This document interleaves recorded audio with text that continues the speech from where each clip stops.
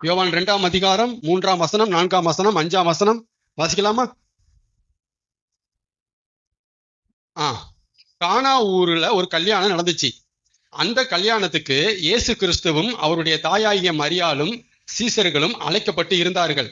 அப்படி அழைக்கப்பட்டு அந்த கல்யாணத்துல போய் இயேசு அட்டன் பண்ணும்போது விருந்து பரிமாற நேரம் வந்துச்சு. அப்ப திராட்சரசம் பரிமாற்றி இருந்திருக்கிறாங்க. கடைசியா பார்த்தா ஆள் நிறைய வந்துட்டாங்களா இல்ல அளவு குறைஞ்சு போச்சான்னு தெரியல, திராட்சரசம் குறையப்பட்டு போனது. இதை மரியாள்கிட்ட சொல்றாங்க. மரியாள் இயேசுட்ட சொல்றாங்க. இயேசு சொல்றாரு, ஸ்திரீயே உனக்கும் எனக்கும் என்ன, என் வேலை இன்னும் வரவில்லை அப்படின்னு சொல்லி முடிக்கிறாரு. இயேசு வந்தது எதுக்கு? ஊழியத்துக்கு. இயேசுட்ட வல்லமை இருக்கா, வல்லமை இல்லையா? பவர் இருக்குல்ல, அற்புதம் செய்யலாமா செய்யக்கூடாதா? அப்படியா அம்மா, மரியாள் அம்மா, அப்படியா? இதோ நான் இதற்காகவே வந்தேன், இதற்காகவே பூமிக்கு அனுப்பப்பட்டு வந்தேன். இதோ என்னிடத்துல தேவனுடைய வல்லமை அளவில்லாமல் இருக்கிறது. இதோ நான் செய்கிறேன். செய்யறதான வேலை. என்ன சொல்றாரு? ஏன் பாத்தீங்கன்னா, நம்ம அவரோட அறிவுஜீவியா வாழ்ந்துட்டு இருக்கிறோம். எல்லாம் இருக்கு, விதை இருக்கு, விதைக்கிறதுக்கு என்னதுக்கு காத்திருக்கீங்கன்ட்டு கேட்கறாங்க நம்மகிட்ட. அவர் என்ன சொல்றாரு? எல்லாம் இருக்குல்ல, அற்புதம் தானே செய்யணும், அதான வேலை. அற்புதம் செய்யாம என் வேலை இன்னும் வரவில்லை. அப்ப ஜீசஸ் எல்லாம் இருந்தாலும் டயத்துக்கு காத்திருந்தாரு. எது காத்திருந்தாரு? குறிச்ச டயத்துக்கு, குறிச்ச நேரத்துக்கு அவர் வெயிட் பண்ற சூப்பர் கேரக்டர் அவர். என்ன பொறுமை! நமக்கெல்லாம் ஒரு அற்புதம் செய்யற சக்தி இருந்துச்சுன்னா ஏரியா தாங்குமா? வீடு வீடா போய் எனக்கு தெரியும் என்ன முடிட்டு அப்படியே ஐயோ வாரி சுற்றிட மாட்டீங்க, செய்வீங்களே? அதான் அதான் உங்களுக்கு தராம வச்சிருக்கிறாரு. கர்த்தர் நல்லவர். என் வேலை இன்னும் வரவில்லை. இந்த மாதிரி நாம சொல்லி பழகணும். எல்லாம் இருக்கு பிரதர், டைம் இல்லை பிரதர், டைம் வரல. டைம் இருக்கு, டைம் வரல. என்ன இருக்கு? இயேசுக்கு டைம் இருக்கு அற்புதம் செய்ய, ஆனா அற்புதம் செய்யற டைம் வரல. பிரிச்சு புரிஞ்சுக்கணும். நேரம் இருக்குங்கிறதுக்காக போய் அற்புதம் செய்யக்கூடாது, நேரம் வந்தாதான் அற்புதம் செய்யணும். ஆமே, ஆமா. கர்த்தன் என் வேலை இன்னும் வரவில்லை. அப்புறம் அவருடைய தாய் வேலைக்காரர்களை நோக்கி, முக்கியமான வேர்டு இதான், டாபிக். அவர் உங்களுக்கு என்னத்த சொல்றாரோ அதன்படி செய்யுங்கள். ஆமே. கர்த்தர் நல்லவர். கவனிங்க, இந்த உலகத்துல எத்தனையோ துறை இருக்கு. துறை, ஃபீல்டு இருக்கா? மருத்துவத்துறைங்கிறாங்க, விவசாயத்துறைங்கிறாங்க. அப்புறம் உங்களுக்கு தெரிஞ்ச துறைகள் சொல்லுங்க. ஜவுளித்துறை, காவல்துறை, அரசியல் துறை, விளையாட்டுத்துறை, அறநிலையத்துறையா, கல்வித்துறை, அவ்வளவுதானா? பால் துறை, என்னப்பா பால் துறை விட்ட? பால் வளத்துறை, கால்நடைத்துறை இருக்கா? எத்தனையோ துறைகள் இருக்கு. வேளாண்மை எத்தனையோ இருக்கு. எந்த துறையை எடுத்துக்கிட்டாலும் நம்ம ஆண்டவர் அதுல எக்ஸ்பர்ட். அப்படி என்ன அர்த்தம்? அவர்கிட்ட போங்க, எக்ஸ்பர்ட்டுங்க. அதுல சொல்றாங்களா? எக்ஸ்பர்ட்டுங்க, அவர்கிட்ட போங்க, அவரே ஒரு எக்ஸ்பர்ட்டுங்க, அவர்கிட்ட போய் எவன் நிற்க முடியும் சொல்றாங்களா? அந்த மாதிரி எந்த துறை எடுத்துக்கிட்டாலும் நீங்களும் நானும் வணங்குகிற, ஆராதிக்கிற, கும்பிடுகிற, ஏற்றுக்கொண்ட, ஒத்துக்கொண்ட நம்முடைய ஜீசஸ், நம்முடைய தேவன் எக்ஸ்பர்ட். மருத்துவத்தை பற்றி பின்னி போடுவார், பின்னுவார், அப்படியே பிங்கர் டிப்ல பின்னுவார். ஆமா, வானத்தை பத்தி பேசணுமா, பூமி பத்தி பேசணுமா, பிங்கர் டிப்ல வச்சிருக்கிறாரு. எந்த கேள்வி கேட்டாலும் எக்ஸ்பர்ட் அவர். நம்பலாமா அதை? ஓகே. அதனால என்னங்க இப்ப சொல்ல வரீங்க? அதான் கேள்வி. என்னங்க இப்ப சொல்ல வரீங்க? அதனால அவர் செய்ய சொல்றது உங்களுக்கு பைத்தியக்காரத்தனமா தெரிஞ்சாலும், என்னது பைத்தியக்காரத்தனமா தெரிஞ்சாலும், ஏன், எதுக்கு, எப்படி, சரியா வராது அப்படின்னு கேள்வி கேட்காம செய்யுங்க. ஏன் ஏங்க ஏங்க கேள்வி கூடாது அவர்கிட்ட? ஆனா சொல்றது பைத்தியக்காரத்தனமா இருக்கு. திராட்சரசம் என்ன செஞ்சிருக்கு? குறைபட்டு இருக்கு. அதுக்கு என்ன செய்ய சொல்லணும்? கற்சாடிகளை கொண்டு வாங்கள், கற்சாடிகளை தண்ணீரால் நிரப்புங்கள். யோ என்னையா, என்ன விளையாடுற நேரம் அது? இப்படிலாம் வாய் பேசக்கூடாதுன்னா மரியாதை முன்னாடியே சொல்லி வச்சாங்க. அவர் உங்களுக்கு என்ன சொல்லுகிறாரோ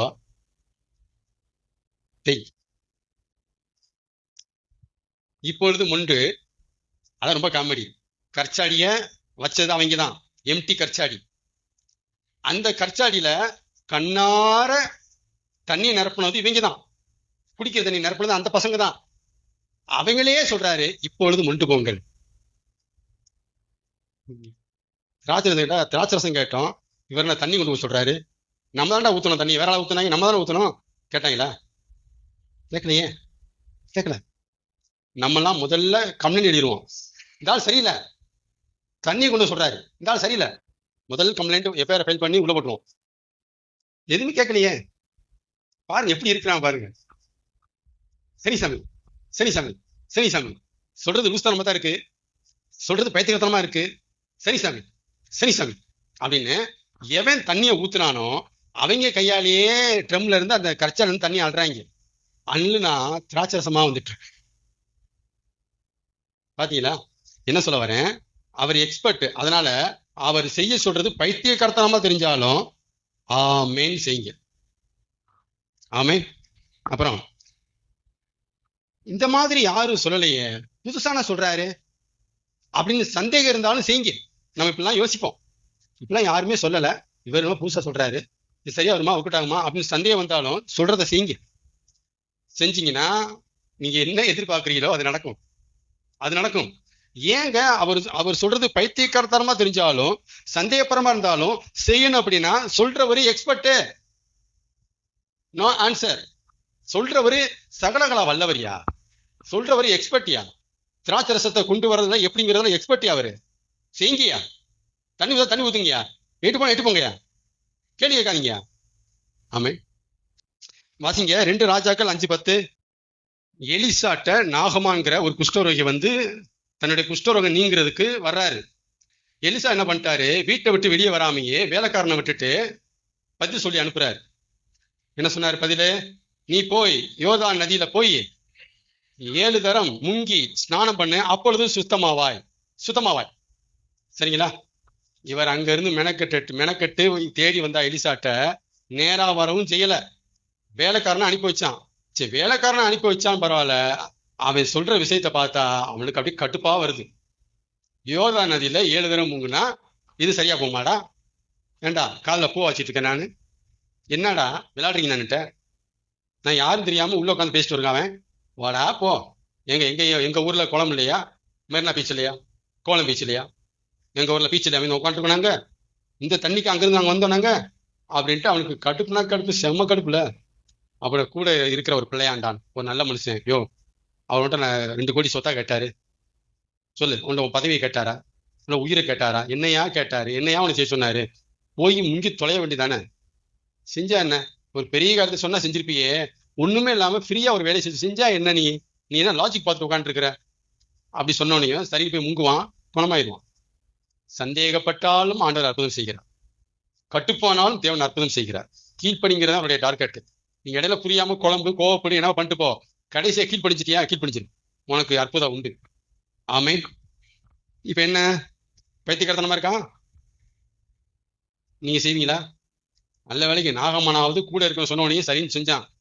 நாம அப்படி ஒரு போஸ்டிங்ல இருந்து நமக்கு இப்படி ஒரு காரியம் நடந்துச்சுன்னா அவனை நல்லா அரைஞ்சி புத்தி கட்டவனு அவனெல்லாம் கூட வச்சு வேலை பார்க்கணும் பாரு, அப்படின்னு அவனை அங்கேயே கழட்டி விட்டு போயிட்டே இருப்போம்.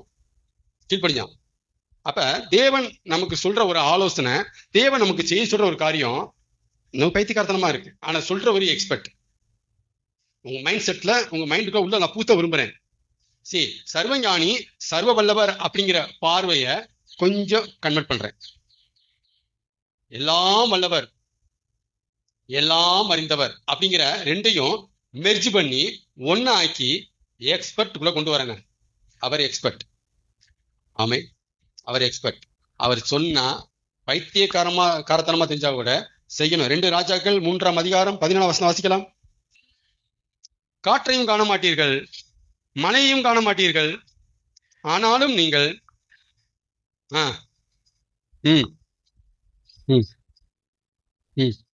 இங்க பாருங்க, காத்தும் அடிக்காதான், மழை காத்து, மழையும் வராதான். ஆனா இந்த எம்டி பிளேஸ்ல பள்ளத்தாக்குல தண்ணி நிரம்புமா. சொல்ற ஒரு எக்ஸ்பர்ட். இவங்க யுத்தத்துக்கு போன அந்த கேடகம் ஆயுதம் எல்லாத்தையும் யுத்தத்துக்கு பயன்படுத்த கொண்டு போனா கடைசியில் அதை பூரா எடுத்துட்டு மண்ணை வெட்ட சொல்றாரு, மண்ணை வெட்டி வாய்க்கால் உண்டாக்குறாங்கிறாரு. அப்படி செஞ்சாங்க. அவர் சொன்ன மாதிரியே அந்த பள்ளத்தாக்கு தண்ணிலாம் நிரம்பிச்சு. எக்ஸ்பர்ட். ஆமென். அதாவது அவர் சொல்ற காரியத்தை பார்க்காதீங்க, என்ன செய்ய சொல்றான்னு பார்க்காதீங்க, சொல்றவர் யாருன்னு பாருங்கன்னு சொல்றாரு. சொல்றவர் யாரு? அவர் என்ன செய்ய சொல்றாரு அதை விட்டு சொல்றவர் யாரு? எக்ஸ்பர்ட். சொல்றவர் எக்ஸ்பர்ட்யா? கேளுங்கயா, கேட்டு போங்கயா. 1 கொரிந்தியர் 1:18. சிலுவையை பற்றிய உபதேசம் கெட்டு போகிறவர்களுக்கு பைத்தியமாயிருக்கிறது, ரட்சிக்கப்படுகிற நமக்கோ தேவபலனா இருக்கிறது. இங்க பாருங்க, இயேசு என்கிற ஒருத்தர் உலகத்தில் இருக்கிற மனிதர்களுக்காக அவங்க பாவம் மன்னிக்கப்படும்படியாக ஒரே ஒரு மனுஷர் சிலுவையில ரத்தம் சிந்தி இருக்கிறார். இந்த பாயிண்ட, இந்த செய்திய நீங்க ஒத்துக்கிட்டீங்கன்னா, ஏத்துக்கிட்டீங்கன்னா, நம்புனீங்கன்னா, நீங்க செஞ்ச பாவங்கள் உங்களுக்கு மன்னிக்கப்படும். சுவிசேஷ செய்தி. கைத்து கத்தனமா இல்ல? அப்படிதானே இருக்கு. கெட்டு போகிறவர்களுக்கு பைத்தியமா இருக்கிறது. அப்ப அவர் சொல்ற இந்த சுவிசேஷம் நம்புன்னு சொல்ற இந்த பாயிண்ட் பைத்தியமா இருக்கு. என்னங்க நான் செஞ்ச பாவம் எப்படிங்க மன்னிக்க போறேன்? என்னங்க கேட்கிற கேள்வி கேட்கிற மாதிரி தான் இருக்கு. ஆனா ரட்சிக்கப்படுகிற நமக்கோ தேவ பலனா இருக்கிறது. அவர் சொல்றவர் எக்ஸ்பர்ட்டியா, அவர் தெரியுமியா, பாவம் மன்னிக்கப்படுமா மன்னிக்கப்படுந்தாயா, ஏன் எப்படி என்னன்னு கேள்வி கேட்காதீங்கயா, நம்புங்கயா, செய்யுங்கயா. ஆமென். அடுத்து இப்ப செய்ய சொல்ற காரியம் அப்படி இருக்கு. அது மட்டும் இல்ல, அவர் செய்ய போறேன்னு சொல்றதையும் நம்ம அப்படித்தான் நம்பணும். கேள்வி கூடாது. உங்களை செய்ய சொல்ற காரியமா அப்படி இருந்தாலும் நம்பணும். நம்மளை செய்ய சொல்ல மாட்டாரு, அவர் செய்ய போறேன்னு ஒண்ணு சொல்லுவாரு. அப்படி ஒரு காரியம் வந்தாலும் நம்பணும். வாசிக்க கேட்போம். ஆதியாகமம் 6:17. முதல்ல ஃபுல்லா சொன்னதெல்லாம் நம்மளை செய்ய சொல்றது. இப்ப சொல்றதெல்லாம் அவர் செய்ய போறாராம். நம்ம மட்டும் தான் சொல்றாரு, நம்புங்க மட்டும் தான் சொல்றாரு. ஜீவ சுவாசம் உள்ள சகல மாம்ச ஜந்துக்களையும் அழிக்க பூமியின் மேல் ஜல பிரளயத்தை வரப்பண்ணுவேன், பூமியில் உள்ள யாவும் ஆண்டு போகும். இது நோவாட்ட ஆண்டவர் பேசுறாரு. ஆதியாகமம் 6ஆம் அதிகாரத்துல. கோண்டுவானா கண்டம், தமிழர் கண்டம், குமரி கண்டம்ட்டு இன்னைக்கு வரலாற்று ஆசிரியர்கள் சொல்றாங்கல்ல, அந்த கண்டம் தான் எப்படி அழிஞ்சு போச்சுங்கிறது தான் பைபிள்ல இருக்கு. இதுக்கு முன்னாடி தமிழ்நாடுங்கிறது ஒரு பெரிய தேசம், பெரிய பரப்பளவு, பெரிய பரப்பு. கோண்டுவானா கண்டம், குமரி கண்டம் அப்படி சொல்லுவாங்க. அந்த குமரி கண்டம் எப்படிங்க அழிஞ்சுன்னு கேட்டா, ஜலப்பிரளயம் வந்துச்சு, அந்த கண்டம் அழிஞ்சு போச்சு. இன்னைக்கும் அந்த கண்டம் தண்ணிக்குள்ள கிடக்கு, தண்ணிக்குள்ள கடலுக்குள்ள உள்ளுக்குள்ள கிடக்கு. தமிழர் நாகரிகம் அப்படி போடுவாங்க, உள்ளுக்குள்ள இருக்கு. அது எப்படிங்க அழிஞ்சதுன்னா நோவா பீரியட்ல அது அழிஞ்சிச்சு. ஓகே, இப்ப என்ன சொல்ல வரேன்னா, இந்த மொத்த பூமியும் தண்ணினால அழிஞ்சிரும், அழிக்க போறேன் அப்படின்னு சொல்றது நம்புற மாதிரியா இருந்துச்சு? இல்ல லாஜிக்கா இருந்துச்சா? அவர் செய்ய போறேன்னு சொல்ற காரியம் பைத்தியக்காரத்தனமா இருக்கு. ஆனா எக்ஸ்பர்ட் சொல்றாரு செய்ய முடியும், அவரால் செஞ்சுட்டாரு. அப்புறம் ஆதியாகமம், சீக்கிரம் ஆதியாகமம் 18, 10, 11, 12 சீக்கிரம். அப்பொழுது அவர் ஒரு உற்பவ கால திட்டத்திலே நிச்சயமாய் உன்னிடத்துக்கு திரும்ப வருவேன், ஆபிரகாமே உன் மனைவியாகிய சாராய் குமாரன் இருப்பான் என்றார். சாராள் அவருக்கு பின்னால கூடார வாசல்ல இருந்துகிட்டு இதை கேட்டுட்டு இருக்கிறார். ஆபிரகாமும் சாராளும் வயது சென்று முதிர்ந்தவர்களா இருக்கிறாங்க, கிழவனா இருக்கிறாங்க. ஸ்திரீகளுக்குள்ள அந்த பீரியட்ஸ், அந்த ரெகுலர் வழிபாடு நின்று போயிருச்சு. ஆகையால் சிரிச்சிட்டார். முதல்ல ஆபிரகாம் முந்தின அதிகாரத்துல சிரிச்சாரு. இப்ப இந்த அதிகாரத்துல சாராள் அம்மா சிரிக்கிறாங்க. கிழவன் அப்ப சிரிச்சிட்டான், இப்ப கிழவி சிரிக்க ஆரம்பிக்கிறாங்க. நான் கிழவியும் என் ஆண்டவன் கிழவனுமா இருக்கையில் எனக்கு இன்பம் உண்டாகும் இருக்குமோ?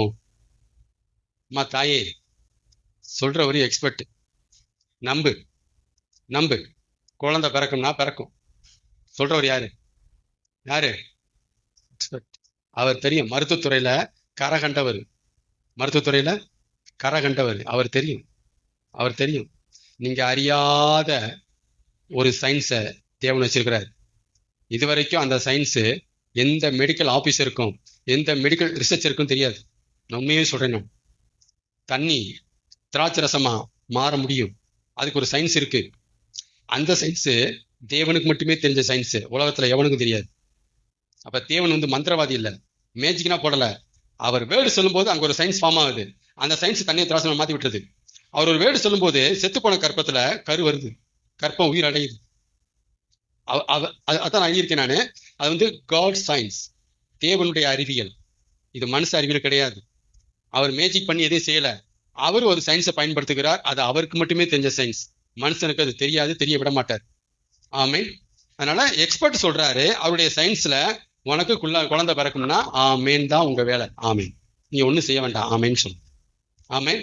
ஏன் எப்படி அது எப்படி நடக்கும்? என்னது? எக்ஸ்பர்ட்டுக்கு உங்களுடைய ஞானம் வேலைக்காக. ஆமேன். கர்த்தர் நல்லவர். அதனால ஆண்டவர் இப்ப என்ன சொல்லி முடிக்கிறார் அப்படின்னா, தேவன் உங்ககிட்ட நம்ப மட்டுமே எதிர்பார்க்கிறார். உங்க சூழ்நிலைகளை, உங்க காரியங்கள்லாம் தூக்கி வெளியே போட்டுருங்க. அவர் பார்த்து உங்ககிட்ட ஒண்ணு சொல்றாருன்னா நம்புங்க. நீங்க பைபிள் படிக்கும்போது உங்களை நோக்கி ஒரு வசனம் வருதுன்னா நம்புங்க. பைபிள்ல அவ்வளவு வசனம் எழுதப்பட்டிருக்கு. ஆனா ஏதோ ஒரு வசனம் தான் உங்கள்கிட்ட வந்து பேசும். ஏதோ ஒரு வசனம் தான் உங்களை டச் பண்ணும். ஏதோ ஒரு வசனம் தான் உங்களை என்னமோ பண்ணும். அந்த வசனத்தை பிடிச்சு வச்சுங்க. அது தேவன் உங்களுக்காகவே இடைப்படுகிற வசனம். இவ்வளவு வசனம் இருந்தோம், ஒரு வசனம் எழும்பி வந்து உங்கள்கிட்ட பேசும். பேசியிருக்கா? ஏதோ ஒரு வசனம் உங்கள்கிட்ட வந்து பேசும். அந்த வசனம் உங்களுக்கானது. அதை எழுதி வைங்க. தேவன் அது சொன்னபடியே நிறைவேற்றுவார். ஆமே. வாசிக்கலாம். 2 ராஜாக்கள் 7:12. இது நடக்க துளியும் வாய்ப்பில்லாத ஒரு ஒரு ஒரு ஒரு ஒரு ஒரு சுச்சுவேஷன் அங்க இருக்கு. எலிசா மூலமா தேவன் சொன்ன வார்த்தை நடக்க துளியும் சாத்தியம் இல்லை. ஏன்னா சமாரியா பட்டணம் முற்றுகையிடப்பட்டிருக்கு. வெளியெல்லாம் சுத்திட்டாங்க, ரவுண்ட் பண்ணிட்டாங்க, கேட்டெல்லாம் அடைச்சாச்சு. இப்ப உள்ள இருந்து வர முடியாது, வெளியிருந்து போக முடியாது. மக்கள் பசிக்கு அலமுறாங்க, சாப்பாடுக்கு அலமுறாங்க, பசி. அந்த காலகட்டத்துல எலிசா சொல்லி அனுப்புறாரு, நாளை இந்நேரத்திலே, ஒரு வாரம் கழிச்சு இல்ல, ஒரு மாசம் கழிச்சு இல்ல, நாளை இந்நேரத்திலே ஒரு மரக்கால் கோதுமைமா ஒரு சேக்கலுக்கும் 2 மரக்கால் பார்லி அரிசி வார் கோதுமை ஒரு சேக்கலுக்கும் விற்கப்படும் என்று கர்த்தர் சொல்லுகிறார். அப்பொழுது ராஜாவுக்கு கைலாகு கொடுக்கிற பிரதானி ஒருவன் தேவனுடைய மனுஷனுக்கு பிரதித்திரமாக, இதோ கர்த்தர் வானத்திலே மதகுகளை திறந்தாலும், பாத்தீங்கன்னா சந்தேகப்பட்டான். சொல்றவரு எக்ஸ்பர்ட், ஆனா அவர் சொல்ற வார்த்தை சந்தேகப்படுற மாதிரி தான் இருக்கு. எப்படிங்க நடக்கும்? How is possible? இது எப்படி சாத்தியம்? ஆண்டவர்கிட்ட ஒரு பழக்கம் இருக்கிறத நான் பல வருஷமா பார்த்துருக்கிறேன். என்ன இருக்கு? அவருக்கு ஒரு பழக்கம் இருக்கு. எப்பவுமே நம்மளால நம்ப முடியாதாவே பேசுவார். நமக்கு சாத்தியம் இல்லாதாவே பேசுவார். இப்படியே பேசுவார். ஏங்க இப்படி பேசுறீங்கன்னா, என் லெவல் அப்படிங்கிறாரு. என் லெவலில் நான் பேச முடியும், உன் லெவலில் நான் பேச முடியுமா? அப்படிதானே? ரொம்ப பணக்காரங்க அவங்க லெவலில் பேசுவாங்களா, உங்க லெவலில் பேசுவாங்களா? நீங்க ஒரு ரூபாயும் 10 ரூபாயும் கணக்கு பார்ப்பீங்களா? 10 ரூபா இன்னைக்கு அநியாயமா போயிடுச்சுன்னு சொல்லுவீங்க. அவன் 1 crore அநியாயமா போயிடுச்சுன்னு அவன் சொல்லுவானா? அவன் 10 ரூபா பத்தி பேசுவானா? ஏன் பேச மாட்டான்? அவன் லெவல் அது. அப்ப தேவன் ஏன் நம்மளால நம்ப முடியாத அளவுக்கு பேசுறாருன்னா அவர் லெவல் அது, நம்ம லெவல் இது. ஆமே. அதனால தேவனை பத்தி நீங்க அறியும் போது, ஓ அவர் இடத்துல இருந்து பேசுறாரு போல அப்படின்னு புரிஞ்சுக்கிட்டீங்கன்னா தலையாட்டுவீங்க. ஆமா, அவரால் முடியும் பேசுறாரு, தலையாட்டு. ஆமே. நீங்க உங்களால நம்ப முடிஞ்ச மாதிரியே பேசினா சொல்லுங்க, உங்களால நம்ப முடிஞ்சதையே பேசினா அப்ப அவருக்கு உங்களுக்கு என்ன வித்தியாசம் இருக்கு? ஏதாவது வித்தியாசம் இருக்கா? அவர் யாரு, நீங்க யாரு? அதனாலதான் ஆண்டவர் அவர் ஸ்தானத்துல அவர் லெவலுக்கு கற்சடைய நிப்பாட்டு, தண்ணி ஊத்து, கொண்டு போய் ஸ்நானம் பண்ணு போ. எதுவுமே நம்புறமா இருக்காது.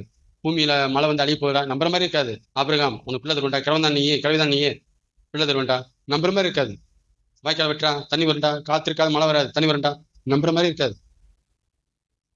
ஏன்னா அவரை வச்சு பேசுறாரு. ஆமே. அவருடைய ஞானம், எக்ஸ்பர்ட், அவருடைய வல்லமை, பவர், சகனம் செய்ய முடியும். அந்த இடத்துல இருந்து நம்மளோட கருத்து சொல்றாரு, இதனால முடியும்டா, ஏன்டா பிள்ளை தர முடியாதுங்கிற, முடியும்டா எனக்கு, ஏன்டா முடியும்டா அப்படின்னு அவரை வச்சு பேசும்போது நாம நம்மளை வச்சு கணக்கு போடுறோம். எப்படி நடக்கும்? வாய்ப்பு இல்லையா? தப்பு. ஆமே.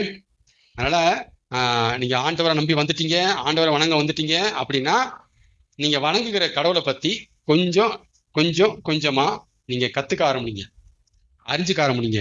உங்க லெவலுக்கே பேசணுன்ட்டு அவர் எதிர்பார்க்காதீங்க. அவர் லெவலுக்கு அவர் பேசுவாரு. நாம நம்பணும்ட்டு முயற்சி பண்ணுங்க.